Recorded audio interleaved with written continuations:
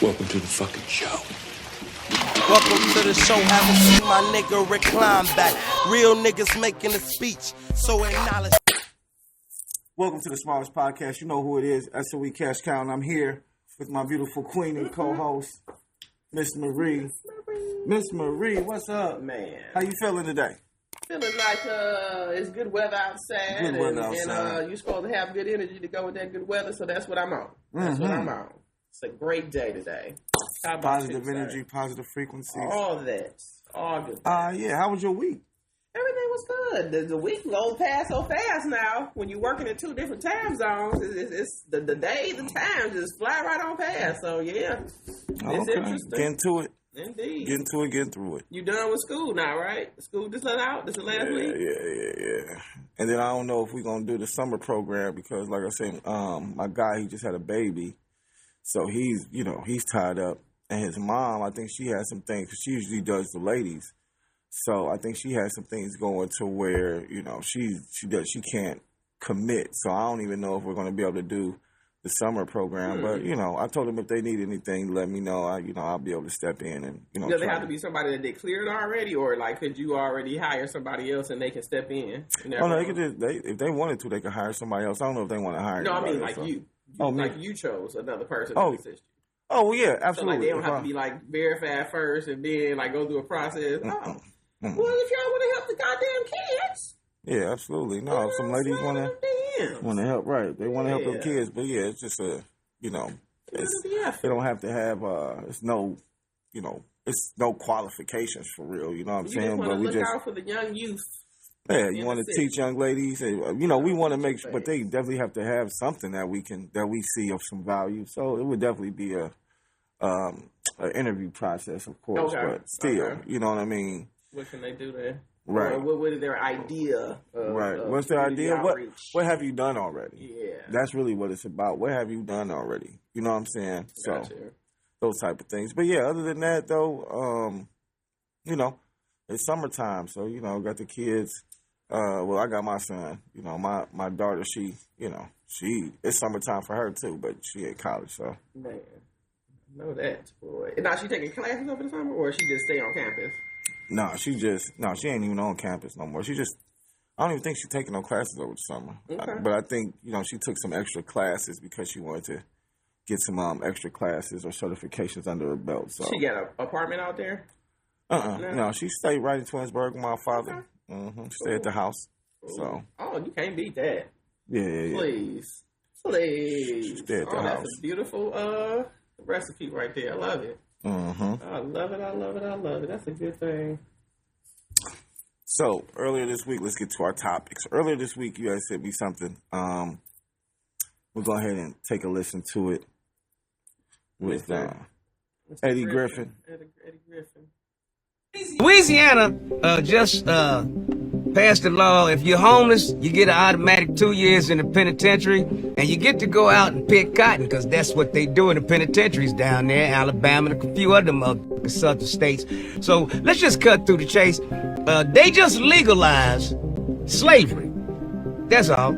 Slavery is back under a new motherfucking name. It's called homelessness. One of the things that we can also say is that Scripture doesn't necessarily follow the politic or the policy of some, even in deep red ruby states. I wanted to throw this up about Louisiana, and there is a state house bill that's advanced that would force unhoused people to choose between jail or a treatment program. If they choose treatment, they have to pay for it themselves. And if they can't afford to pay, they'll be forced to do unpaid labor. That's slavery. But you done drove up the price for a house so motherfucking high, and the wages staying the same, that they can't afford a house, so of course they gonna end up homeless, and now you got motherfucking homeless to slavery. It used to be drugs to the penitentiary. Now it's homeless to slavery.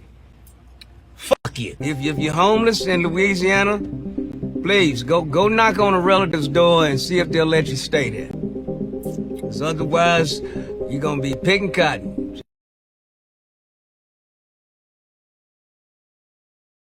He always be on this shit. He really absolutely. He really do. But yeah, just to think about the fact that they have done all of this to the economy to kind of price you out of everything that you need just to live, and then want to label you under this homelessness that they put you in, and to assume that you're under some type of drug directed homeless situation. Like, how do you assume that? How do you say the choice is, if you're homeless, you either go to a rehab treatment program for what? For homelessness? Homelessness treatment or program. go to jail. Yeah, get to the homelessness treatment program. That's and my thing is, I also posted earlier this week, a white man years ago in 2017 went to jail on purpose just so that he can get health care, because he had so many things that needed to be done within his body. He like, I had dental stuff that needed to be done. I had, things. He like, the only cost effective way was for me to go to jail and get it done. He was like, so I think he said he held up a bank and wrote a note that said, give me $1 or something like that. But they done locked this man up so that he can get access to health care. I said that this is crazy that people even have to think that deep. And the fact that they're even doing that now, I feel like all they're going to do is make jail worse. Because for real, jail looks fun to the average motherfucker who ain't scared of criminals.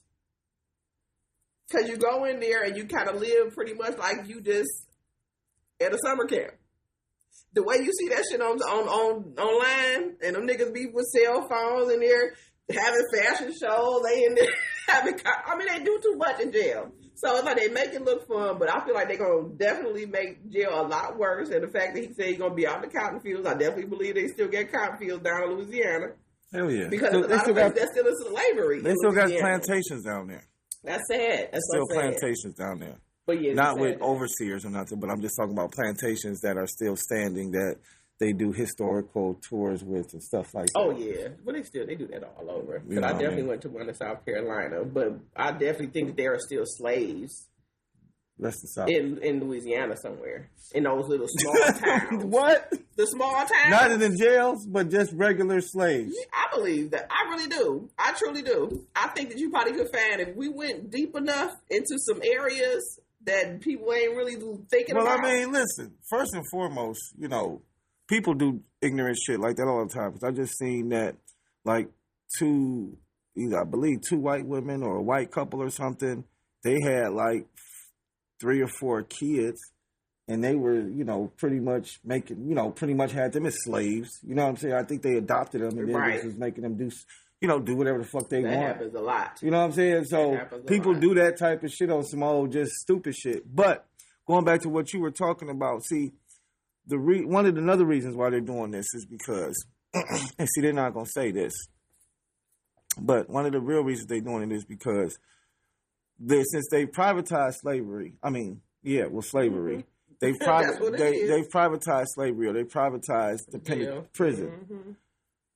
They have contracts with the state. Yeah, and they got to get that money. Right, to keep a certain amount of prisoners in the prison. Like, these prisons need to be, 70% full at all times type shit. In order for people, people to keep getting their money.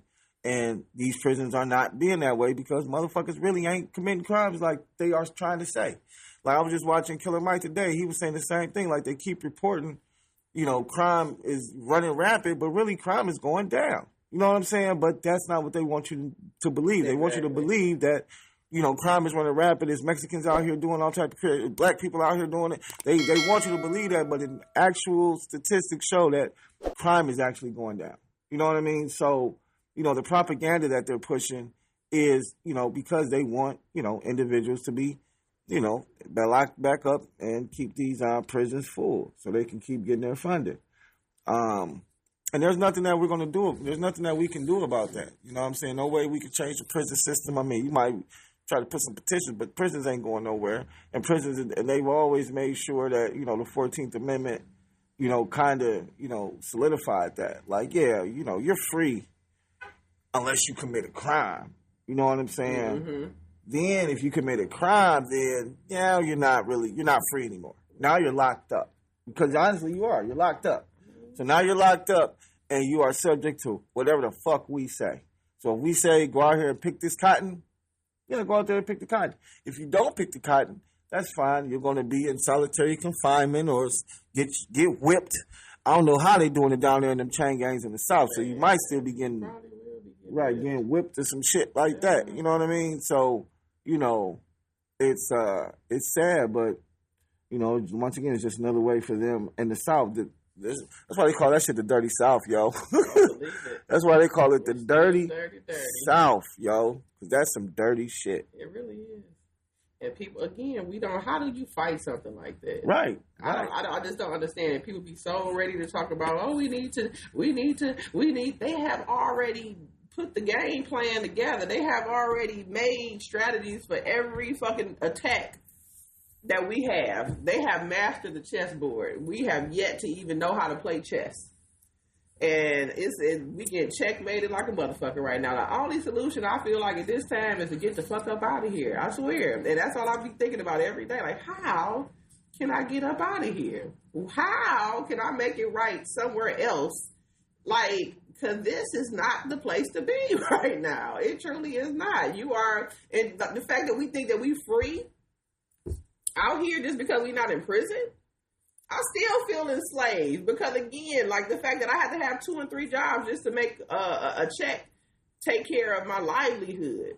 You know, the fact that just basic things are not something that is owed to me. I have to sit there and kind of juggle. Do I do good or bad? What am I willing to risk in my life to sustain myself? And those are the questions that you have to ask yourself every fucking day. Every day. It's crazy. Every it's day. Fucking scary. It is a sadder. It's a balancing act on Saturday. I don't know. It just it hurts. It hurts. Funny. It hurts. Well, yeah. So if I would say, you know, like Eddie Griffin said, at this point in time, anybody who's homeless out there, I would suggest that, you know, you try to find a relative that you can move with. I mean, honestly, I would just walk to another state. Like, if I ain't got no car or nothing, try to catch the bus, I would or something. But I would get out of Louisiana. I would get to another state and just try to start. If I'm homeless in Louisiana, what the fuck is wrong with being homeless somewhere else? My thing is, why not take how the white folks move? Use their strategies. Go find a vacant house and just move in that boy. Be a squatter. It takes about 2 years for you to get up out of them type situations. Nope. If you know the laws. Nope, not if you black. If you know the laws, not if you black. Not if you black in the South.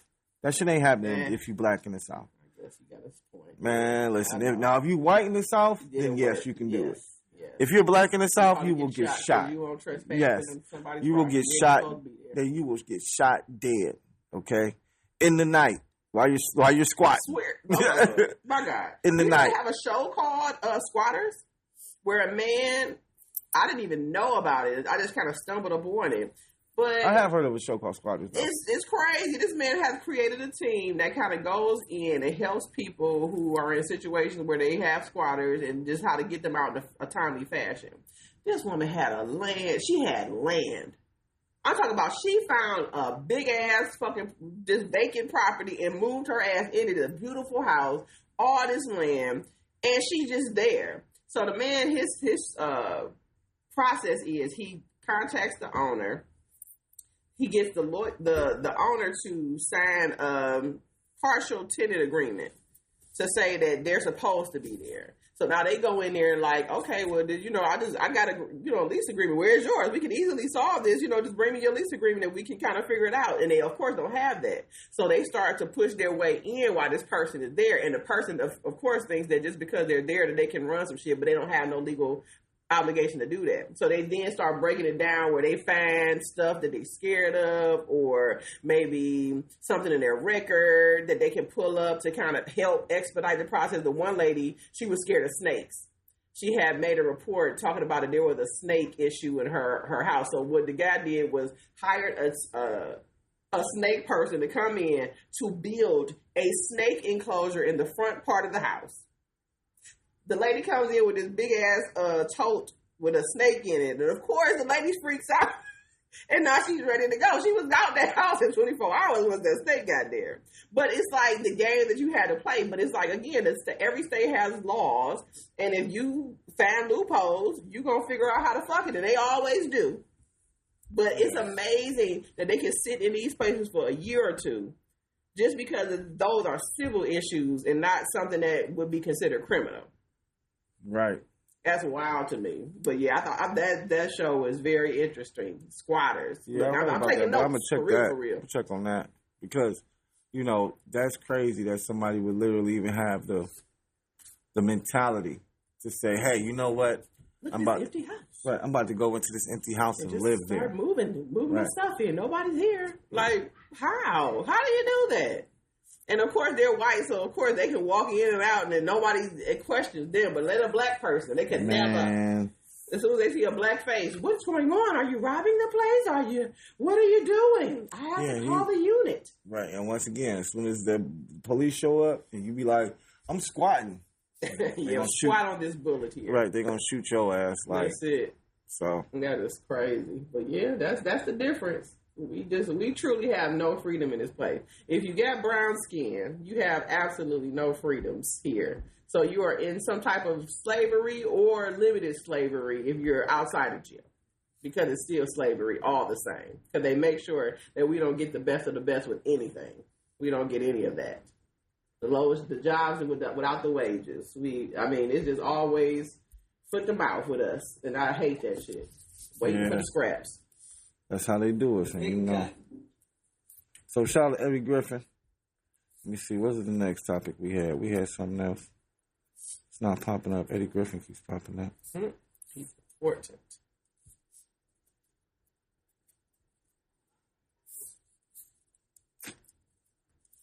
It was about the husbands doing too much.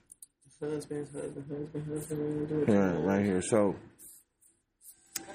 we got wife discovers husband is gay on Facebook. Files for divorce. He shoots her 15 times. Shoots her 15 times. Gay. Finds out he's gay on social media. So the cover girl never told that she was the cover girl. And so now, since she found out, she wants to expose, and he's still under the radar, and now he wants to kill her because she knows the secrets now, and he's trying to get those out. You think she killed him because of the secrets? I thought he killed her. I mean, that's what I mean. You Okay. think he killed her because Of course, he you didn't don't want nobody to know. out? I don't even think it's. I think it's that too, a little maybe. I was thinking it was more so. I've heard stories where, lesbians will be like, yo, being with another woman is like the worst shit that ever happened to me. Mm-hmm. You know what I mean? Where it's like, be it like, not saying all gay relationships, I don't know anything about them, but from what I've heard and from what people have said, like, gay relationships are dangerous. Like, the person you're in that gay relationship with these are dangerous people. You know what I'm saying? I'm not saying all of them, but I'm just saying, based off of this, I'm looking at it as an emotional thing more than just you exposed the secret. I mean, I guess the exposing of the secret is what made that person emotional. But you had to become so emotional and enraged to want to kill somebody. Because you're going to expose me. To kill somebody, though? But so what? So once again, okay, what if he was a pastor, and now she found out this information, and he don't want no, I'm going to be enraged enough to want to take you about in this life because he will not tell these people. In my opinion, that type of action is a mental health issue. If you can't control your emotions to the point where you have to shoot somebody because they pretty much put a mirror in front of you somehow, some way, and made you have to reflect on the type of person you really are, instead of you accepting and taking accountability for, all right, well, I'm gay and, whatever happens. I'm going to kill this woman because you're saying that he did it because he didn't want it to come out, but there's no way that you could honestly think that killing this lady was going to make it not come out. So why not? You know what I'm saying? She's gone. She's the person who found out and knew. It's not going anywhere now. No, it's dead. That's not true because once again, we found out. You know what I'm saying? We found out. So she probably already told somebody, as well as already assumed, probably had some inclinations that maybe, he was something. So I'm quite sure there was already talks going on within her inner circle about him being that. So for him to be like, oh, I'm going to kill her, therefore, once she's dead, nobody will ever know that I was gay. That doesn't sound like a mental health issue to you? Like, to me, it does. Because that shows that man wasn't thinking at all. And once again, you can blame it on emotion and use emotion as an excuse, but I don't think that's an excuse. I think that's literally mental health issue. Well, if that's the case, then emotions in men, and once they get there, it's very hard for them to control or maintain. And it's, again, I really don't believe that men understand how emotional their friends really are. You don't get to see, they put up a good front in front of y'all, making themselves look like they got it all together, da-da-da-da-da. But that one, as soon as they with that chick, she knows the real him and how he acts when things don't go his way. And niggas are very fucking emotional. But you can't get a dude to believe that because, oh, that's my nigga. He would never. He does. This nigga crashes out. The minute you don't agree with something he says, the minute you don't want to do what he says or anything, but y'all don't get to see that because the chick is protecting him from being the bitch that he really is. And it's like, I don't know why men don't acknowledge that, but it is some truly emotional men out here who act a goddamn fool behind closed doors and they friends don't know nothing about it. And they would definitely not believe it if you told them. They're like, nah, not my guy. Yes, your guy acts like a whole asshole as soon as he can't get his fucking way. And all of the same people who, if they got mad enough, they would try to kill your ass. They would. I've been in several situations where men get to that point and it's just like, damn, who the fuck is this nigga? Whoa, where did you come from? Yeah, I was just saying that. I'm going to cut you off after today. I'm just going to save myself, though, first. I'm going to go ahead and agree with whatever the fuck you're talking about right now. But as soon as you are that door, the door would be locked. And you will not be coming back in that door. Yeah. Because I'm not about to deal with you. You have already shown me the light. There's nothing else that I need to see about you. I know that it's a possibility that you may take my ass out. And I'm not looking to die by your hands at any point in time. Now, once again, and that's exactly, so it's kind of like, once again, I'm not going to say every person that's emotional has a mental health issue because it's not. But if you can't control your emotions, then that is an issue. That's a problem. You know what I mean? And I just feel like I've heard more stories about men being exposed from being gay, and crashing out than ever. You know what I mean? It can be about drugs. They didn't want their friends to know that they snort cocaine. No, well, it could be anything. Well, no, it could be anything. Want you to let them know that you was okay with, but they don't know.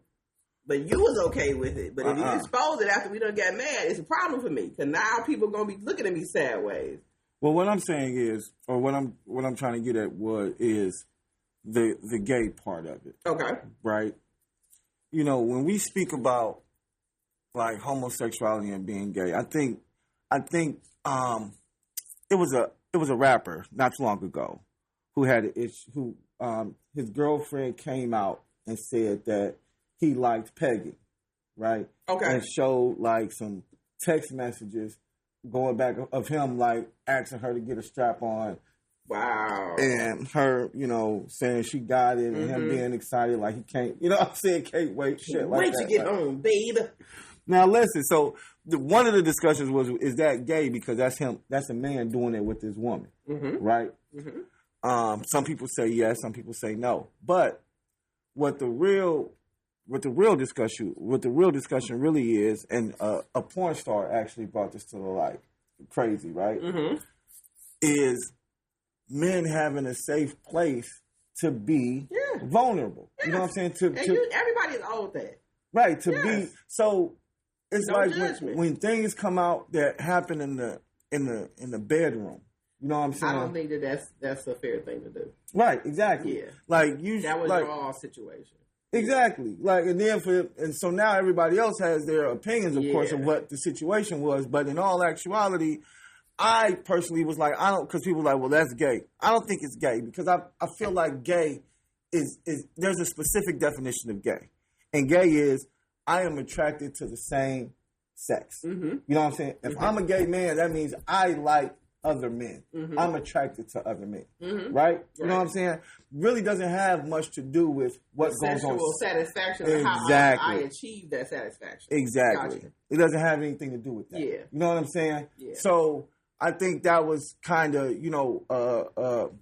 a line that people was kind of like, well, he's gay because he likes this and it's like, nah, gay is gay. Yeah. You know what I'm saying? It's like clearly defined. Right, very clearly defined. Now, if that was a man hitting him like, yeah, I can't wait to meet you, and then that's different. Then yeah, you can probably be like, yeah, he's gay because those are two men doing it. But a woman doing that, so that unfortunately. And once again, he didn't crash out and shoot her in her face or anything like that. Right, you know what I'm saying? Right. He just was like, yo, he denied it, of course. He said it was for something else. And I don't even understand why they deny it. You know what I'm saying? Nigga, yes, I like my ass played with. There's a G-spot in the male prostate that allows us to achieve orgasms that are sensational. And I enjoy it.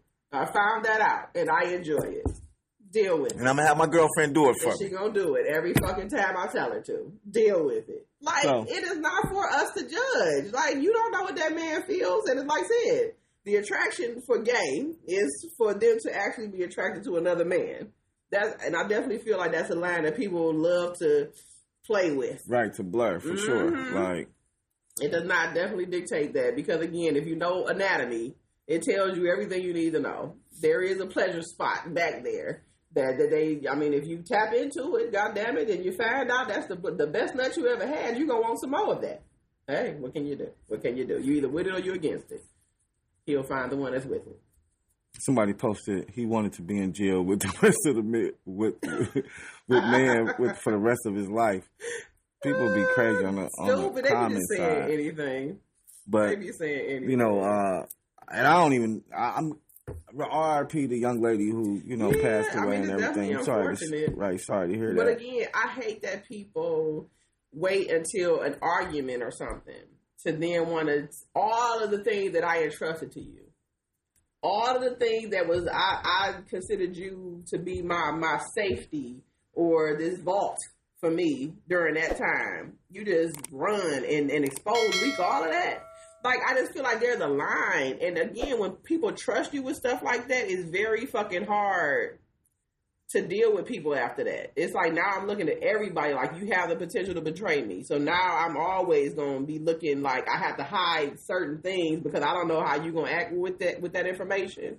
How you going to throw it back in my face later or use it for ammunition whenever you get mad. That should never be a factor. Like the things that went on in our time frame, that's y'all's business. That is not for the world. Like, let that relationship go. It don't have to be a battle of let me throw all your dirty fucking laundry out and let people know who the fuck you really are. That's not my place. That is so fucking rude to me because it just takes away from everything. What was the love? What was that? You loved or something. You had enough care for this person to allow all of that to happen during the time that y'all was together. But now that y'all not together, now you want to be disrespectful and just act like all of this is some post shit and I need to expose it and let everybody know. Well, now I want to hurt you. Yes, that's what it is. For some reason, I want to try to hurt you as bad as I. So they're saying, let's move on or whatever, try to work it out, whatever. No, I'm going to hurt this person. Crazy. I want to try to hurt this person as bad as possible. And the thing about it is that unfortunately, when you hurt somebody, then now you have to. If there is a reaction to that pain, it could be anything. You know what I'm saying? Now you're leaving the door open for things to happen like this. Right. Because, again, I entrusted you. You were the vault for me. You created a safe space for me to be vulnerable with you and let you into some shit that I typically don't let the average person know. And that should say a lot about how I valued you. But then the minute that we ain't seeing eye to eye, you want to just throw me up under the boat? Yes. Hell fucking yeah. Look, just thinking about that shit make me hot and I want to go out and get a gun. Like I truly do. Because it's like that's something I don't play with. Don't trust me with something and then think that it's gonna change once our relationship changes. because the trust is gonna always be there for me. What's that? All right, so if you didn't know, this guy wants to put his face on the $250 bill. This guy. I say, man, this has to be some of the craziest shit I've ever seen in my life. Well, it's this guy, so it's not crazy. It's this guy. That's what he does. Crazy shit. But like, what the fuck made you think that a $250? But I guess he say whatever. I guess he don't care. Right? He just want his face on something. That's it. I just want my face on the money. Everything while he's in his office. Well, you see, that's all it's about. They're removing his name from the Kennedy Center. They should have never allowed it. Yeah, they removing his name from the Kennedy Center. So the fact his name was above and before Kennedy's. It's like the Donald Trump and Kennedy Center and shit. Man, listen, he is funny. The fact that he is still trying to build this ballroom and now about to build a fucking arena for some fucking UFC fight, and then on top of that is going to invite what they said, army official or whatever the fuck, government officials to this event for free, as long as they meet a certain weight requirement. That should be a flag. Because not a certain weight have requirement. To be military. You have to look good. Yes, you have to meet the what they call it, the height to waist ratio.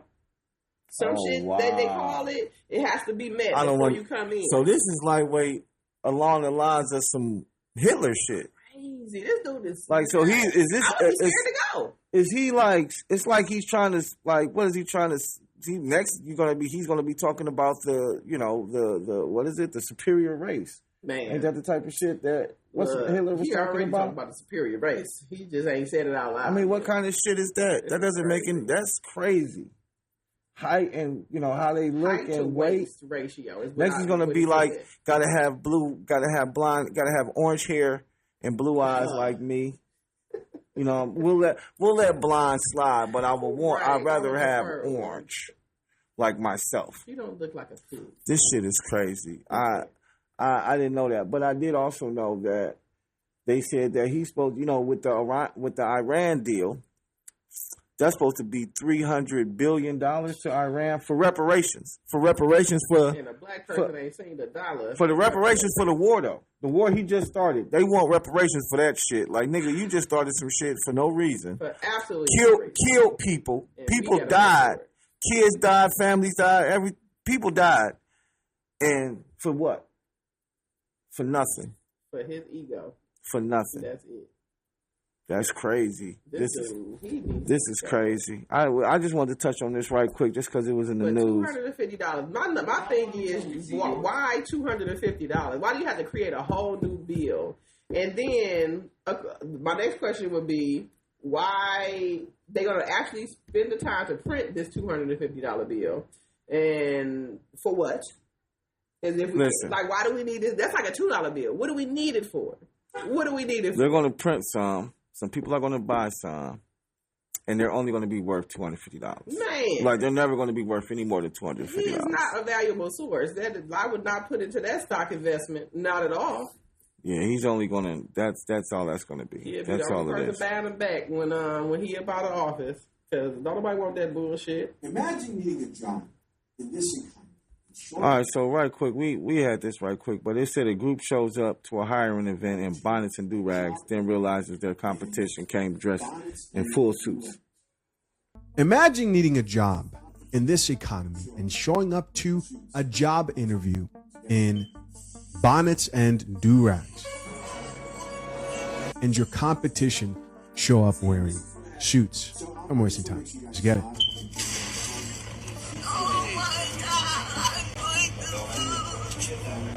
See, and this is what happens. So I just want to make sure you guys saw it. I'm going to play it one more time.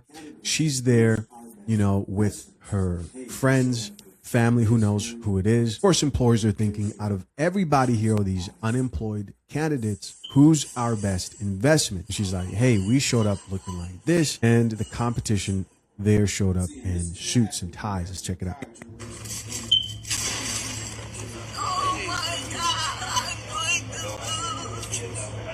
See, and this is what happens when you have an entire generation of dumb that get on the internet and tell you that everything you do, having decorum, having a standard for yourself, and dressing appropriately in appropriate attire for appropriate situations, everything like that, black people having a standard is kissing up to the white man or basing themselves off European standards and Eurocentric standards. You got a group of young black people thinking it's so funny showing up to a hiring event and they're in sweatpants, Jordans, Crocs, and t-shirts, do-rags and shit on.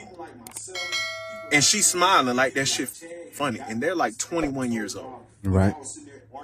This is what happens when people like myself, people like Dana, people like Chad have gotten on this app and told y'all, when y'all was sitting there arguing about the bubble coats and Ruth Chris, when we tell y'all to, dress appropriately, dress for the occasion, have some decorum about yourself. Everything ain't gotta be hood rat and ratified. Y'all say we classist, we elitist, we kissing up to the white man. Well, first off, European standard is our standard. They got that shit from us.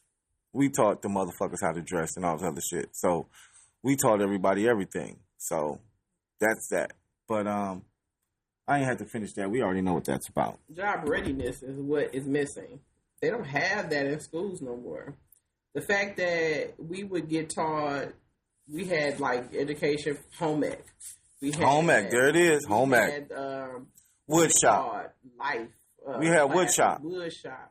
We had things that actually allowed you, if you were, or just taught you how to be a person outside of society after you become an adult. Well, we taught you trades. Exactly. But at one point in time. I truly remember them job readiness programs where they come in and help you learn how to write a resume. They would give you little bullet point printouts and how to kind of sell yourself, tell you what to dress, how to dress. Like they don't do that no more though in school. My kids ain't never did a job readiness, nothing for school. So it's like, yes, you have to have that conversation because my son, I think he thought because he was going to BJ's randomly, to get an application, like just that was okay to just come in with your little t-shirt on and your jeans. It's like, no, dude, you got to come in and act like you want a job. Like that's kind of what it is. You never know if they're going to be ready for an interview at that point. You don't know, but you have to be ready. And we don't teach our kids that at all. And the fact that white people clearly still are, or their school systems still have those programs available. I was about to say the same thing. Have access to that information, and so they make sure that they're putting their best foot forward. Meanwhile, here we are behind the race where they're taking away these programs, and again, we thinking that we're going to apply for Amazon. Amazon don't give a damn if you come in that bitch with a bonnet. They don't give a shit. They don't. No, because either you're going to work these hours or you're not. Exactly, and those are the jobs that they're going to get your ass to fill. So if you want to keep on getting those types of jobs, please continue to wear those bonnets and things like that. But if you want something better, you have to dress like you want better. They're gonna give you what you looking for. And if you're looking like shit, they're gonna give you some shit to look for. Well, I was always told dress for the job you want, exactly, not the job you have. Exactly. You gotta put your best foot forward. Put your best foot forward every time. You know, like you say, dress for success. Dress for success. That was the clause right there. Dress for success. Dress for success. I think that's what the name of the program was. One of them, at least. But once again, you get clothes for interviews. The thing about it is, too, though, is that, teaching our children starts at home. Because I'm not going to lie, my mother was like one of the first people to teach me about having a resume and having a professional looking resume and stuff like that. So, it starts at home.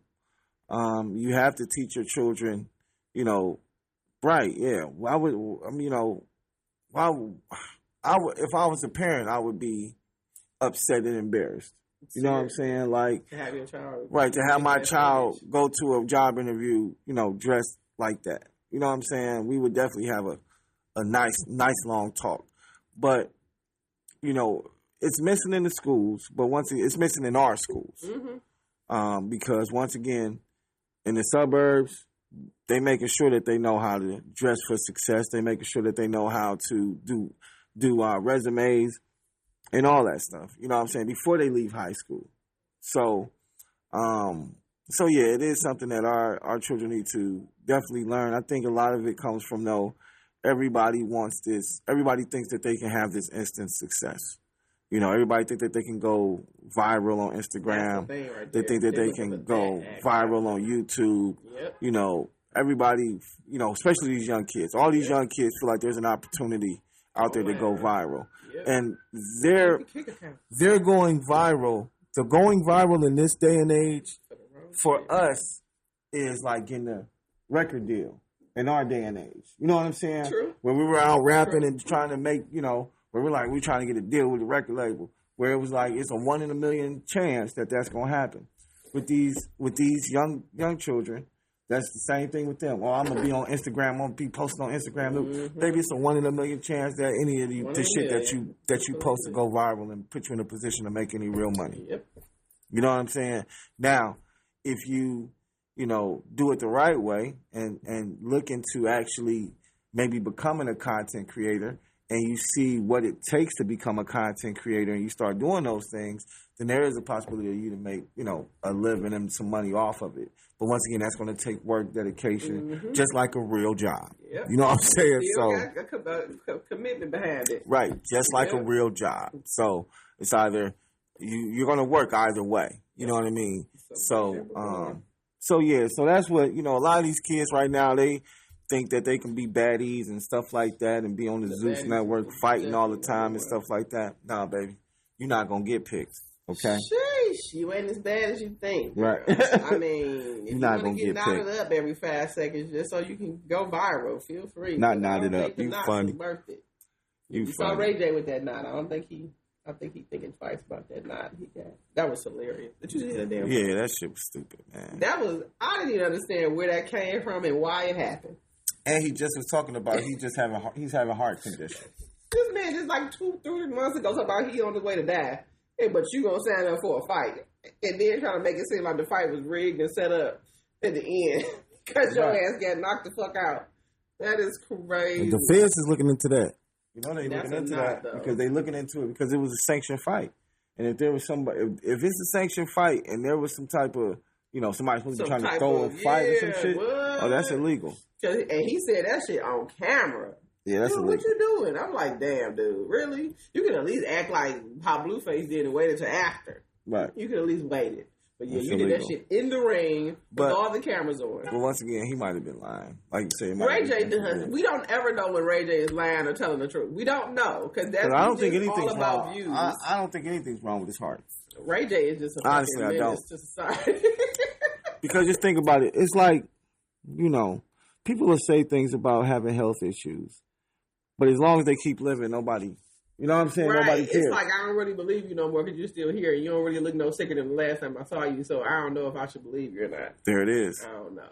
You know, you so like you the longer he, none of that. And I mean, I'm not wishing death on anybody, No. but the longer he lives, the more it sounds, the more it looks like he was lying. So this is fucking Ray J. He is all for clickbait. You know.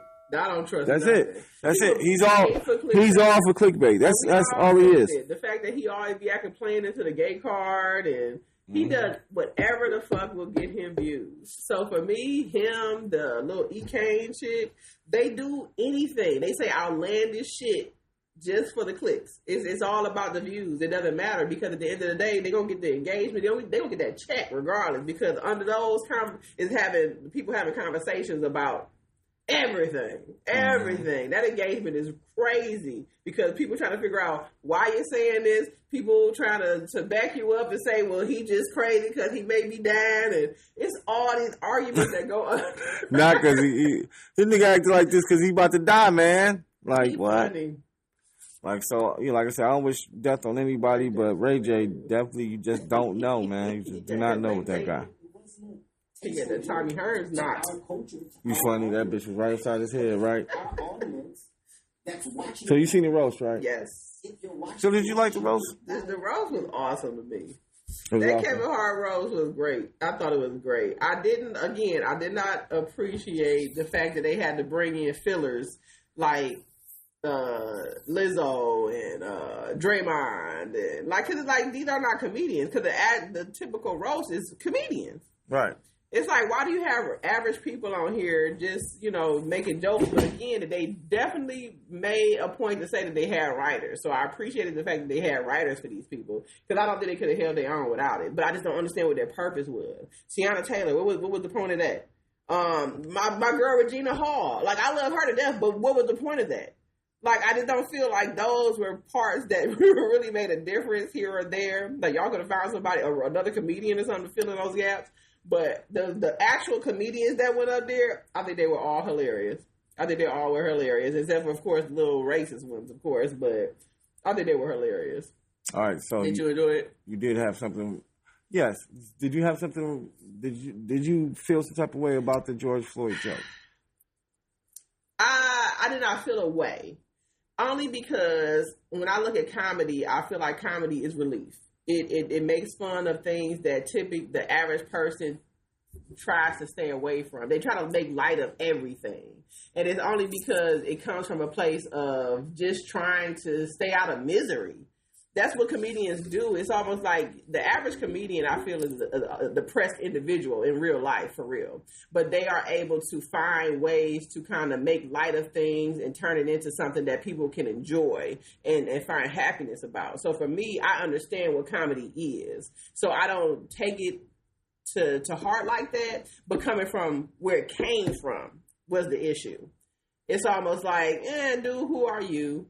But I feel like Chelsea lately was the one who kind of handled Chelsea Handler. She was the one who kind of made it okay, because she was giving them niggas some body shots the whole time before they even got up. She was going into their ass because she knew what they was about to bring to the stage. Mm-hmm. So I feel like she was the one who kind of provided that buffer of, yeah, you said that, but I got your ass though. So you can go ahead, but we already knew that you was a racist piece of shit before you walked up here. We knew the shit that you was going to bring to the stage, because that's all you really have. You don't have nothing else. Your comedy levels are not that high because you have to use shit like this in order to even be funny, because that's what your audience relates to. So I appreciated her the most out of that whole roast. I love Chelsea, period. Yeah, Chelsea Handler. Shout out Chelsea Handler. She fired. I like her too. That is my favorite white woman. She is really, she the shit. She really does. She looks out for us. But yeah, how did you feel about it? She got to be fired if she was able to knock 50 Cent. Right. Like, she gonna always be tagged at 50. Right. Always. Always. Like, how did they even get out? That's my thing. I would love to know. But I enjoyed it as well. I think they had some great fucking jokes in there.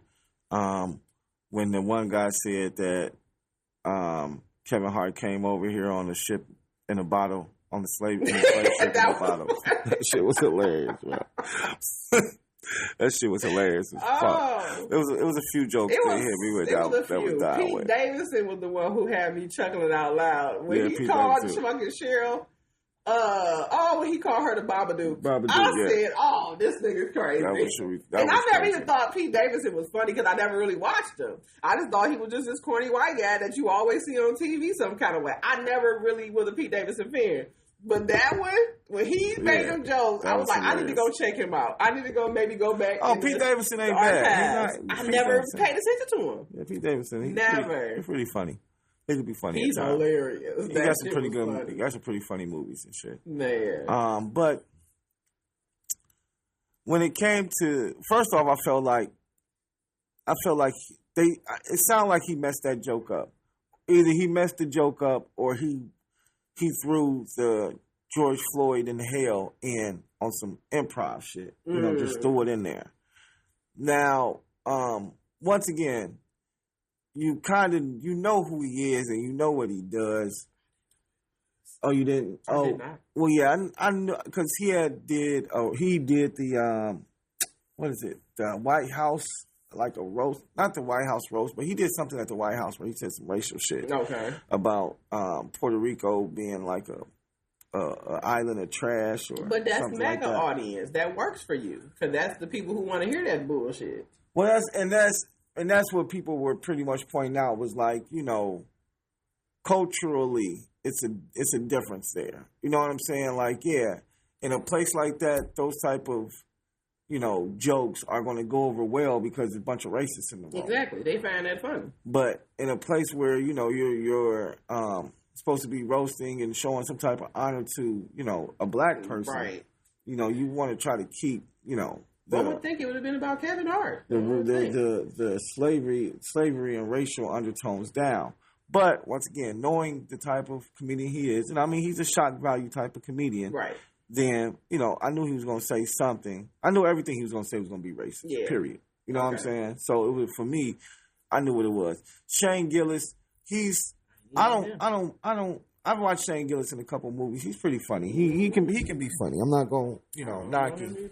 But and like I said, he had some funny jokes, and And Shane was the one who hosted, right? Yeah, he hosted. Okay. And didn't even look like sometimes he was uncomfortable with some of the jokes because he was just like, all right, look, this is what they wrote for me. This is the joke. So I know you don't like it. Fuck it. I don't care. This is a roast type shit. Like, right. So, but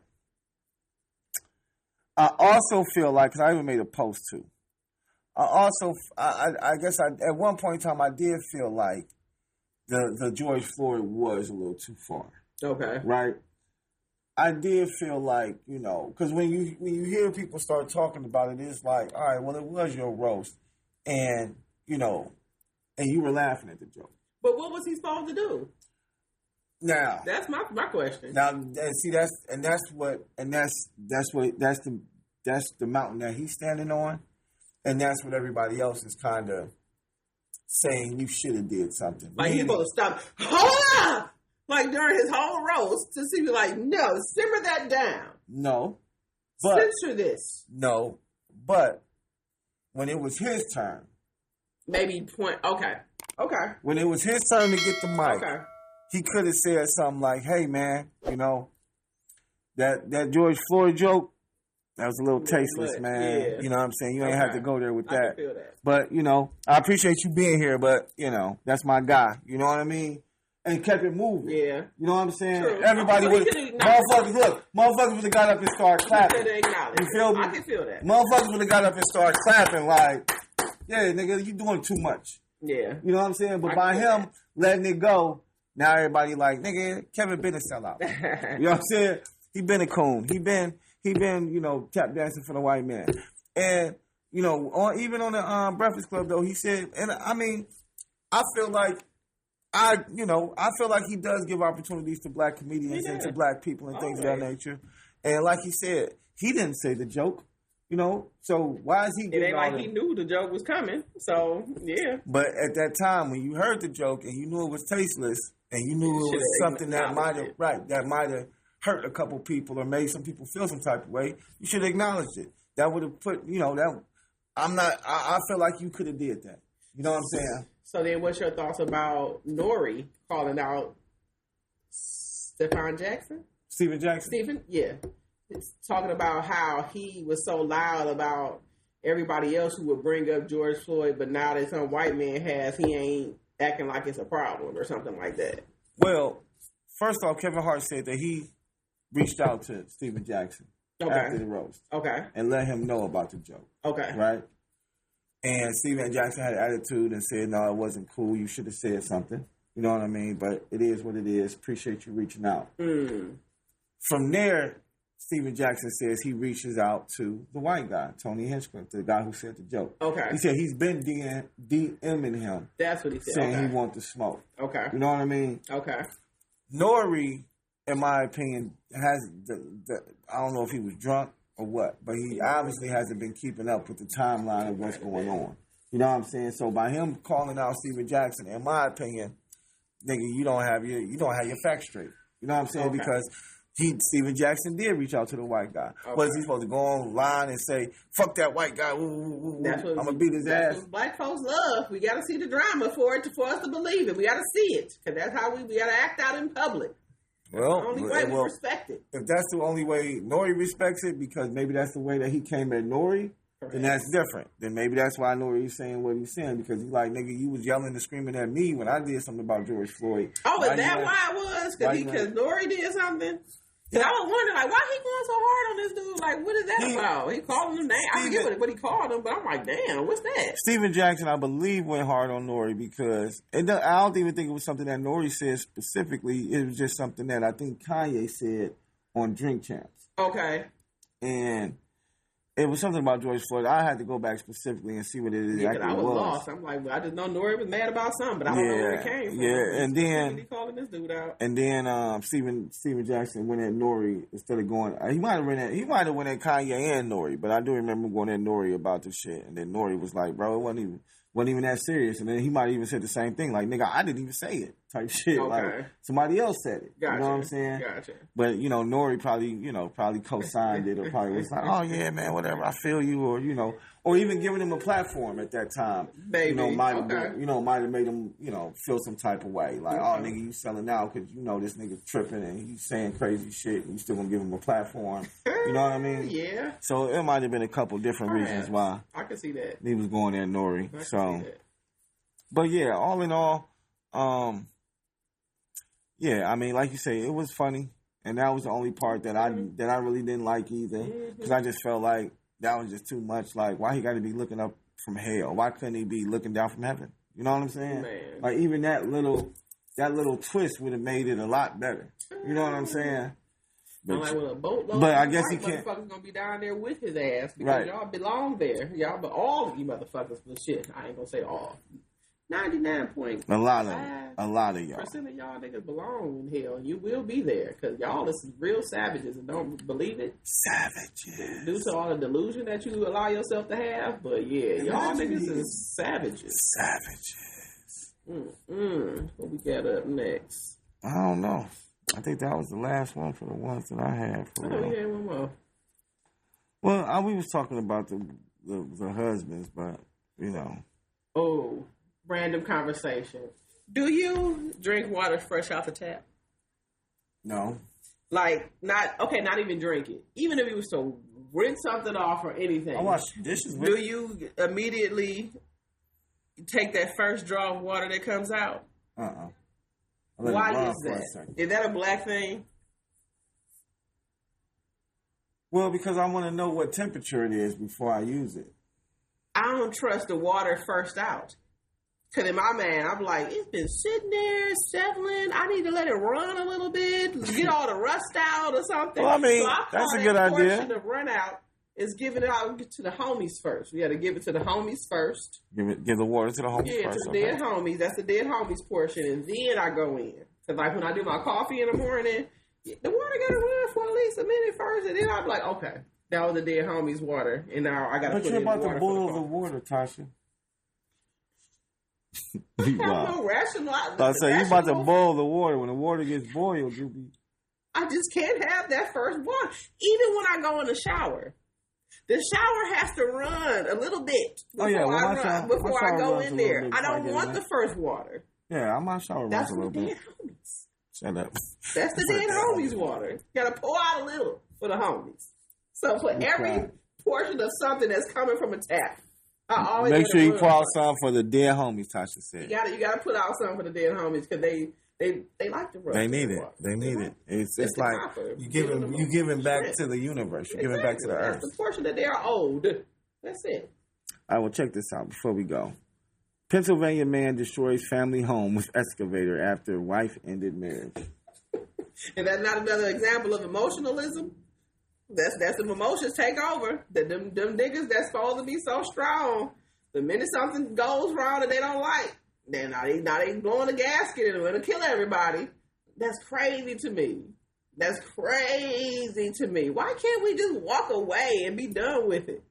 Like, I understand that there's gonna be some finances that come into play and all of that, but at the end of the day, just let a nigga go. Let him walk away. And just wash your hands. Life is so much better when you can just wash your hands in freedom. Now you're risking. Now wash your hands in freedom. This freedom water. And the freedom water that you're going to pour out to the dead homies. Now you over here going into the prison water, and that's where the dead homie water goes. To the prison. To the prison. So now you're drinking all of that water, and it's not good. It's just not good. According to CBS News, Eric Pervza, 48, came home late after drinking and immediately got into an argument with his wife, probably an alcoholic. When she told him the marriage was over, he responded, "If it's over, I'll tear the house down." He made good on that threat almost immediately.